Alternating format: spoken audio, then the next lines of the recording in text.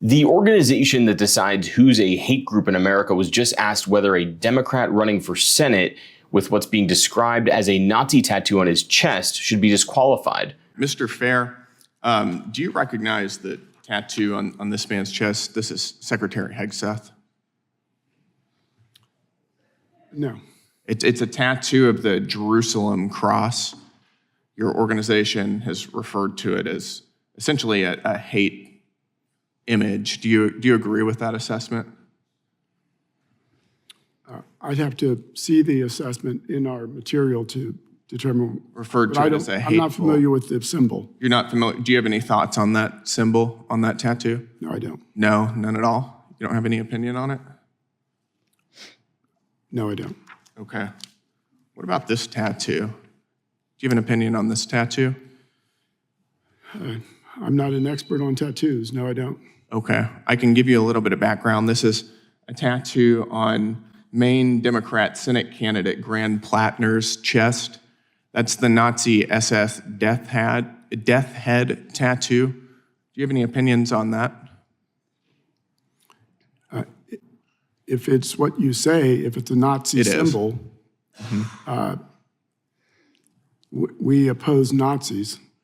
We oppose, I agree, we do oppose Nazis. Do you think if somebody got a Nazi tattoo on their chest, that's indicative that they might be a Nazi? You'd have to ask Mr. Plattner why he has that symbol. I've already said that if it is a symbol of Nazism, we oppose Nazis. You don't think that that's indicative that perhaps he holds Nazi sentiments? It may well be. It may well be. I think, do people who aren't Nazis normally get Nazi tattoos on their chest? Again, I assume they don't. You assume they don't? I would assume so too. I don't know anybody who's not a Nazi. I don't know anybody who has a Nazi tattoo on their chest but is not a Nazi. Do you? No. Do you think that somebody who has a Nazi tattoo on their chest should serve in the United States Senate?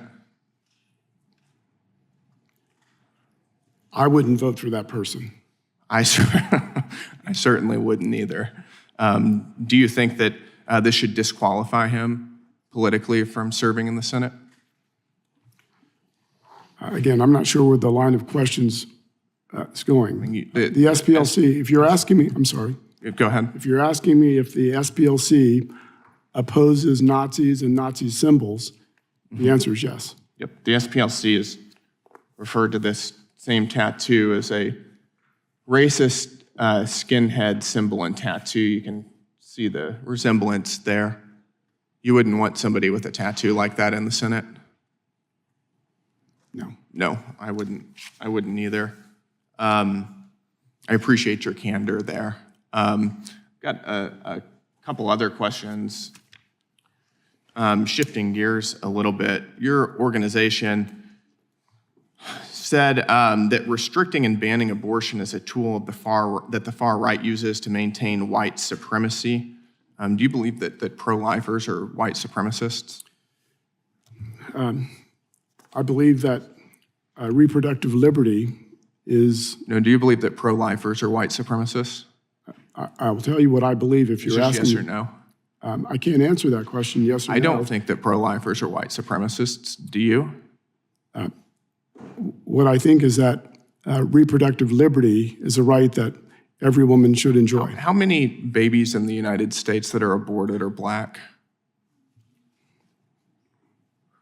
About 40% of abortions nationwide are of black babies. Blacks represent about 13% of the population. Does that sound like something a white supremacist would oppose?